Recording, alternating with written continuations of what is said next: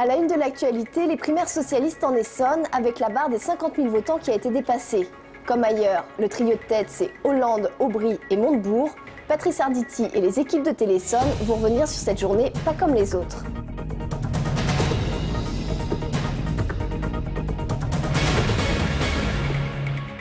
Bonsoir.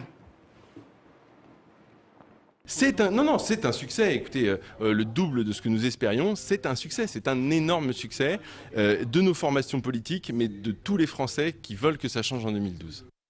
Alors c'était donc le numéro 1 de la Fédération socialiste qui, si je puis dire, buvait du petit lait. Comme partout en France, on votait hier, et vous ne l'ignorez plus, les chiffres sont éloquents et permettent de faire dire aux organisateurs de la primaire socialiste que c'est un succès d'organisation. Pour ce qui concerne les candidats à ce premier tour, il y a les satisfaits, des particulièrement satisfaits, des imperturbables et des déçus. Au niveau national, on peut parler du représentant des radicaux de gauche qui n'aura pas conquis l'opinion, et puis Ségolène Royal, qui manifestement ne s'attendait pas à un tel mauvais score. En Essonne, le candidat imperturbable, c'est Manuel Valls. Le député maire d'Évry est arrivé 4e, donc avant Ségolène Royal, devant la présidente de Poitou-Charentes, d'ailleurs, dans plusieurs départements d'Île-de-France.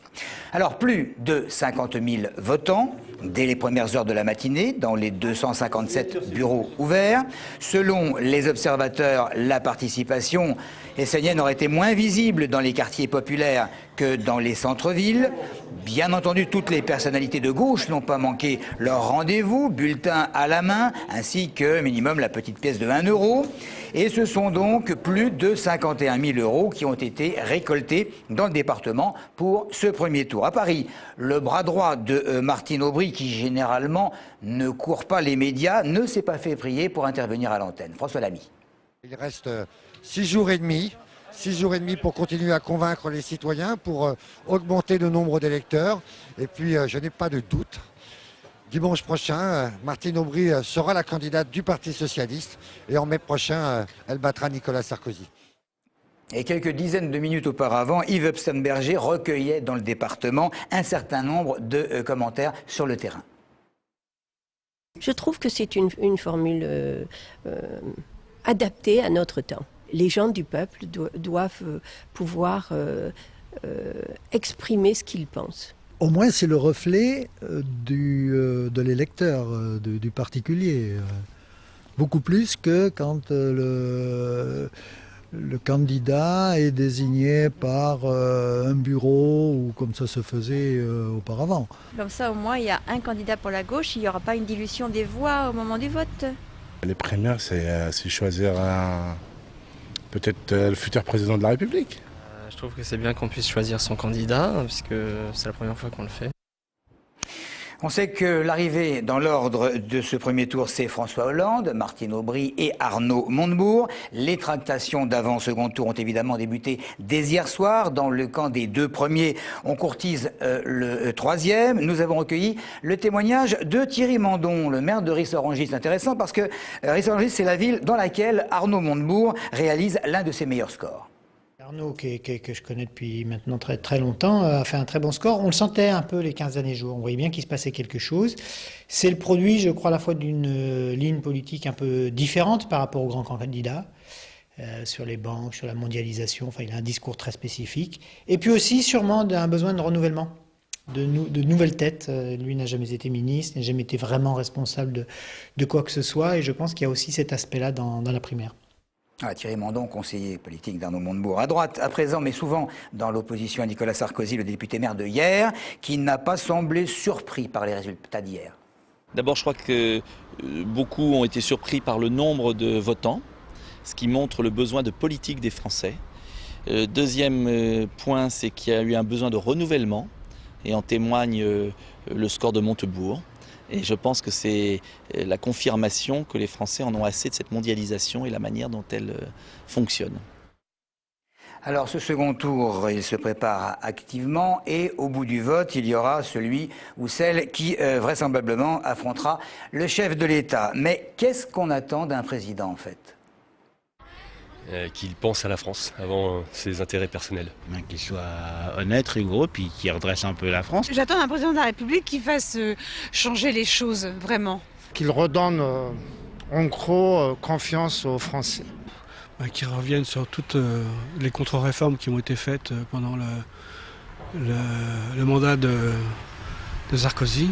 De l'écoute et être plus proche, je pense, de la population française. Que j'attends qu'il fasse ses preuves, mais sans mentir. Et là, ça va être dur. J'attends plein de choses, qui me donnent plein d'argent. Ce que je regarde en premier, c'est ces questions, ces réponses au social. Voilà. De toutes les façons, il va pas dire qu'il va changer complètement. Ça, c'est ce qu'on nous fait croire au Père Noël, quoi. Mais là, s'ils peuvent apporter quelque chose au moins, ça serait bon. J'attends rien. Rien. De toute façon, celui qui est là, il ne fait rien. Celui qui va venir, c'est toujours pareil.